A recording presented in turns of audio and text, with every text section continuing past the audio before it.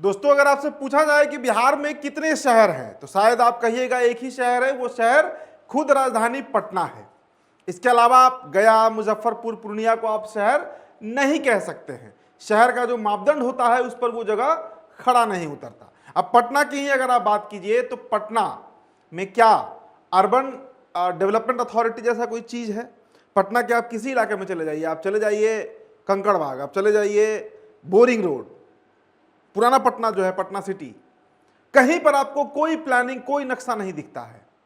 और सबसे बुरा हाल तो जो नया पटना डेवलप हो रहा है, मतलब जो जगदेव पथ के आगे गोला रोड चले जाइए, गोला रोड के आगे दानापुर, शिवालय तक जो तथाकथित रूप से डेवलप हो रहा है वो और बेतरतीब है। मतलब वहां तो ऐसी स्थिति है कि ना आपको पार्क मिलेगा, ना वहां पर कोई सड़क का प्लानिंग है। जिसे जहां जमीन मिला उसने जमीन खरीदा और घर बना लिया। बारिश के महीने में वो इलाका डूब जाता है। जगदेव पथ के आगे लगभग सारे जो एरिया है वो डूबे रहते हैं। तो इसी को लेकर अब बिहार सरकार ने परसों जो कैबिनेट की बैठक हुई थी उसमें एक बड़ा, मतलब बिहार के लिए दोस्तों एक बड़ा सकारात्मक प्रपोजल पास किया।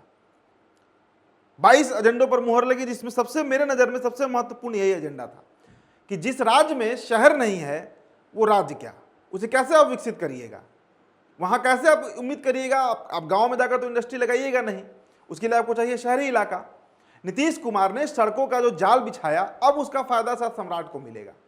11 टाउनशिप की बात हुई है, जिसके चलते जिन जगहों पर टाउनशिप, सैटेलाइट टाउनशिप बसाने की बात है, वहां पर जमीन के खरीद बिक्री, ट्रांसफर, जो पेपर ट्रांसफर होता है, सभी चीजों पर रोक लगा दिया गया है। अब कई ऐसे लोग हैं जो इसका विरोध कर रहे हैं कि भाई बिना जमीन बेचे क्या होगा, जमीन बेचना ही मेन काम है, जमीन खरीद और बेचने का एक बड़ा धंधा है बिहार में। लेकिन जिन 11 जगहों पर यह रोक लगाया गया है वहां के बारे में आप विस्तार से पहले जानिए, समझिए कि दरअसल सरकार प्लान क्या कर रही है। अब 11 जगहों के बारे में हम बताएंगे, लेकिन सबसे पहला दोस्तों पटना को ही डेवलप करना है। सैटेलाइट टाउनशिप की जो बात हो रही है उसका चौहद्दी क्या होगा, मतलब कहां से शुरू होकर कहां पे खत्म होगा, क्या क्या वहां पर सुविधा दी जाएगी। आप ये मानकर चलिए, आपने अगर दिल्ली बॉम्बे का दौरा किया होगा, आप अगर नोएडा गए होंगे, आप अगर बेंगलुरु गए होंगे, कोयम्बटूर गए होंगे, सूरत गए होंगे, वडोदरा गए होंगे, तो वहां पर जिस तरीके का आपको टाउन प्लानिंग दिखता है, मतलब हर कुछ अपनी जगह पर है। जो रेसिडेंशियल एरिया है वो अपने जगह पर है, जो कमर्शियल इलाका है वो अपने जगह पर है। सड़क का चौड़ीकरण इलाके के अनुसार बना हुआ है, कहीं 4 लेन है, कहीं 6 लेन है, 8 लेन भी हाईवे है, एक्सप्रेसवे है। उसी तर्ज पर सम्राट चाहते हैं, भारतीय जनता पार्टी चाहती है कि बिहार में भी टाउन प्लानिंग हो, और उसी को लेकर 11 जगहों को चिन्हित किया गया। पहला तो दोस्तों पाटलिपुत्र है। पाटलिपुत्र टाउनशिप 81,000 करोड़ क्षेत्र में बसेगा, 81,000 एकड़, समझिए 81,000 एकड़, एक एकड़ में 32 कट्ठा होता है, तो आप गुना करके देखिए कि कितना बड़ा होगा। अब चुका चौहद्दी क्या होगा दोस्तों, तो उत्तर में नेवा पुनपुन सड़क से, दक्षिण में जैतिया यानी पटना प्लानिंग एरिया, और अगर पूरब की बात कीजिए तो NH 431 यानी फतुहा दनियावा सड़क जो है, और पश्चिम की बात कीजिए तो नौबतपुर मसौढ़ी सड़क तक। अंदाजा लगाइए कितना बड़ा इलाका होगा। और यहां पर होगा क्या क्या, देखिए आपको हम पॉइंट पॉइंट बता देते हैं। पहली बार सुनियोजित शहरी विकास को प्रोत्साहित करने के लिए टाउनशिप को 2 क्षेत्र में बांटा गया है, एक विशेष क्षेत्र और दूसरा कोर क्षेत्र। टाउनशिप का कोर क्षेत्र पटना मुख्य शहर की सीमा से 13 किलोमीटर की दूरी पर स्थित रहेगा। मोरेलो कॉम्प्लेक्स से टाउनशिप का कोर एरिया 21 किलोमीटर दूर रहेगा। पटना जंक्शन स्टेशन से इसकी दूरी 20 किलोमीटर और पटना एयरपोर्ट से 24 किलोमीटर रहेगी। 274 गांव होंगे जो इस टाउनशिप का हिस्सा होंगे। तो ये मैं सिर्फ आपको पाटलिपुत्र का बता रहा था, और सारे यहां पर वो आपको इक्विपमेंट्स, जो मॉडर्न टाउन होता है जिसकी बात नरेंद्र मोदी भी करते हैं, भारतीय जनता पार्टी भी करती है, और कई शहर ऐसे मॉडल हैं इस देश में, उस तर्ज पे इसको बनाना है। अब देखिए जिन 11 शहरों की बात हो रही है दोस्तों, उसके बारे में आपको बताएं कि दरभंगा, छपरा, सोनपुर, गया, मुजफ्फरपुर, भागलपुर, सहरसा, मुंगेर, सीतामढ़ी और पूर्णिया, मतलब सीमांचल के भी 2-3 जिलों को लिया गया है, 2-3 शहरों को लिया गया है जो शहर कहा जाता है।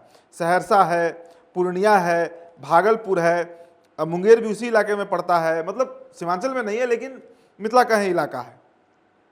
अब होगा क्या यहाँ पर, देखिए दरभंगा के बारे में आपको बता देते हैं। दरभंगा शहर से 3.5 किलोमीटर और रेलवे स्टेशन 4.5 किलोमीटर दूर होगा, मतलब ये जो टाउनशिप बसेगा उससे। एयरपोर्ट से इसकी दूरी 1.5 किलोमीटर होगी। इसके उत्तर में बरही, दक्षिण में धोई, पूरब में भूसखोल, पश्चिम में सीसो होगा। 1600 एकड़ और विशेष क्षेत्रफल जो है वो 17,400 एकड़ होगा। ये दरभंगा का हो गया। इसी तरीके से छपरा में चले आइए, तो छपरा में Saran township railway station 8 kilometre की दूरी होगी। कोर क्षेत्र 550 एकड़ और विशेष क्षेत्रफल 15,400 एकड़ होगा। बहुत बड़ा प्लानिंग है ये। शहर को जिस तरीके से डेवलप करने की बात की जा रही है, अगर ये होता है तो मैंने आपको बताया कि जो मॉडल शहर आप कल्पना कर सकते हैं, नोएडा से लेकर बेंगलोर तक, पुणे तक, उस तर्ज पर होगा। अब देखिए सोनपुर की बात कीजिए तो हरिहरनाथ टाउनशिप स्टेशन से 6 किलोमीटर और प्रस्तावित एयरपोर्ट से 1 किलोमीटर की दूरी पर होगा।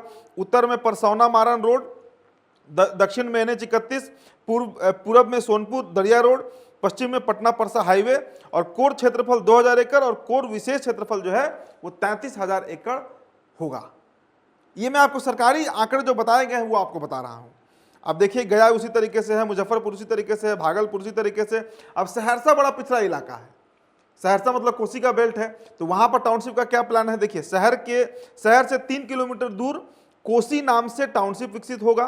कोर क्षेत्रफल 1020 एकड़ और विशेष क्षेत्रफल 25,200 एकड़ होगा। नगर निगम वार्ड 39, 40 और सोलिनाबाद के अलावा सौर बाजार और कहरा प्रखंड के 34 गांव इसमें शामिल होंगे।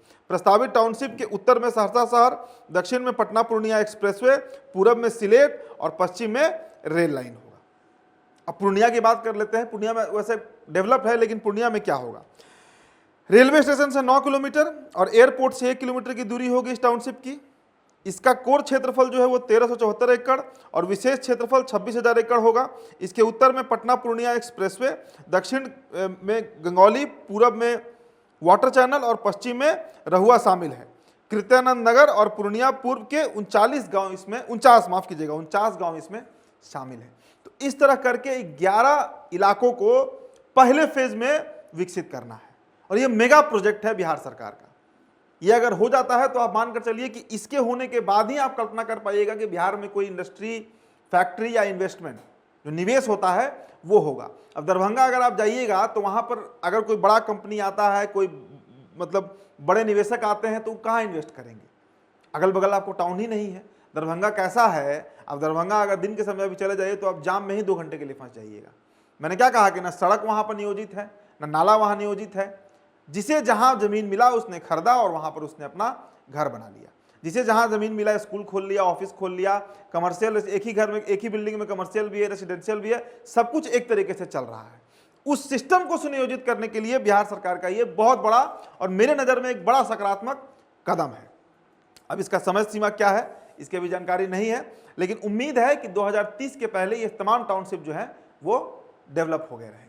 फिलहाल दोस्तों इस रिपोर्ट में इतना ही। मेरा नाम उदित तारन है। न्यूज़ 11 भारत बिहार पे वीडियो आप देख रहे थे। बहुत बहुत शुक्रिया।